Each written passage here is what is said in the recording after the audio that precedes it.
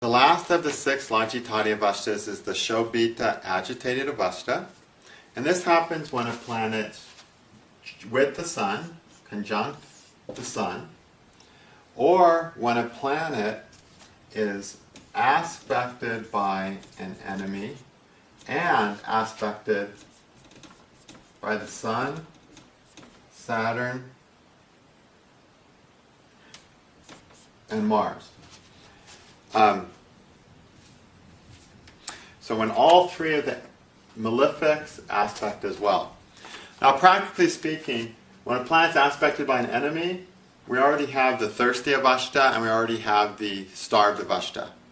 We always have the starved Avashta and possibly the thirsty Avashta if the planet getting the aspects in a water sign. So we can almost ignore this Avashta in the context of aspected by an enemy and aspected by the Sun, Saturn, and Mars. Okay? And lots of times I don't even look for that because you already got the idea of it when you look at the starved planet aspected by an enemy. But if you pay attention, you notice the planet also has some aspects of the Sun, Saturn, Mars. Then the pain is going to become much more severe. You need all 3 of Sun, Saturn, and Mars.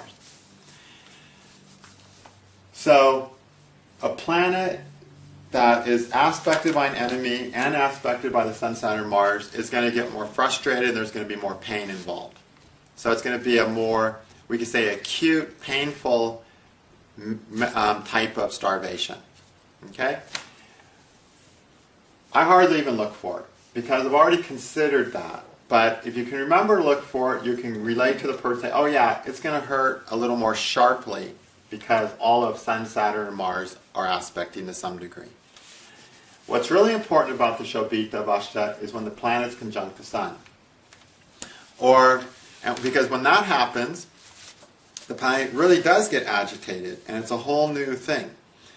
The planet that's agitated doesn't feel capable of doing a really good job somehow. It doesn't get enough time to do what it needs.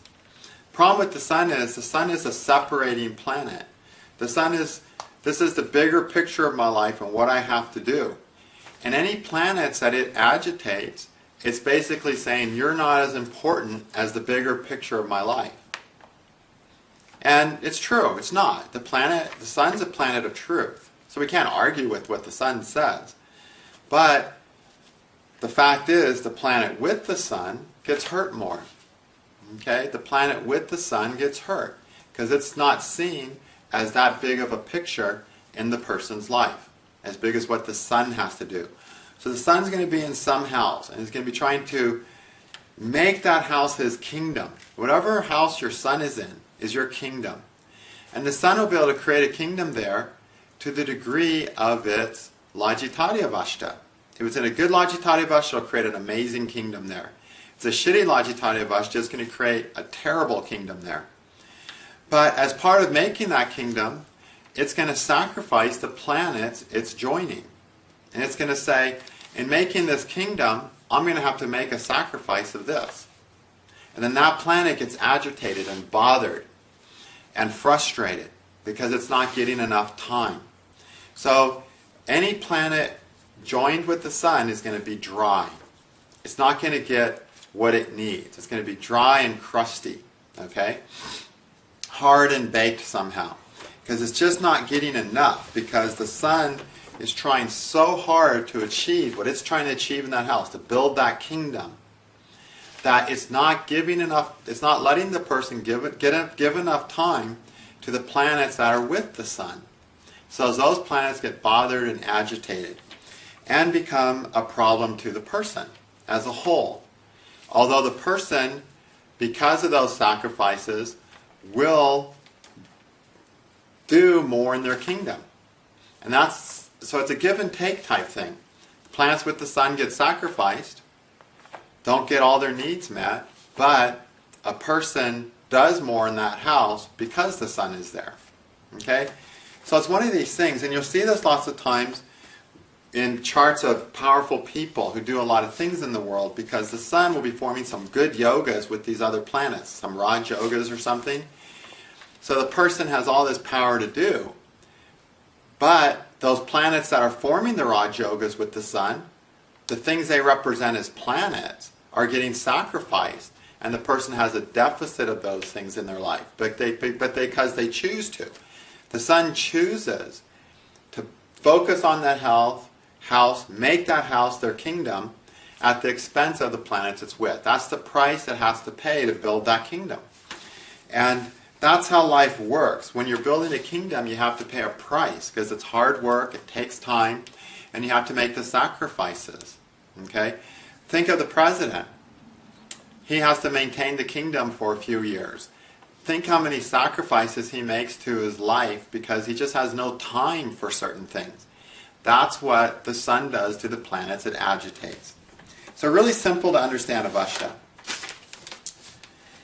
A graha that's in the Kshobhita agitated Avashta, when it's caused by the sun, has its shad bala reduced by the shad bala of the sun. Real simple. So the stronger the sun, the greater the sacrifice in spirit of the person. If the Kshobhita is caused by the aspect of an enemy, then the shad bala of the aspecting planet multiplied by the aspectual value divided by 60 is subtracted from the shad bala of the agitated planet. Okay? Which reveals the degree of starvation. Because first the planet's starved by the enemy, right? And then realize that the planet becomes more incapable of producing due to the results of the cruel planets and gets agitated to some degree. To what degree? To the influence of the weakest of the Sun, Saturn, or Mars, as the case may be. So the weakest aspect of the malefic, Sun, Saturn, or Mars, will be how much that planet's agitated, which means how much that planet ends up getting sacrificed because of the trouble, of the problems. So you're starved, and now you have to let go of that planet and sacrifice it more to the degree of the weakest aspect of the Sun, Saturn, or Mars, as the case may be. Okay? So the weakest influence of the other planet, the weakest influence, okay?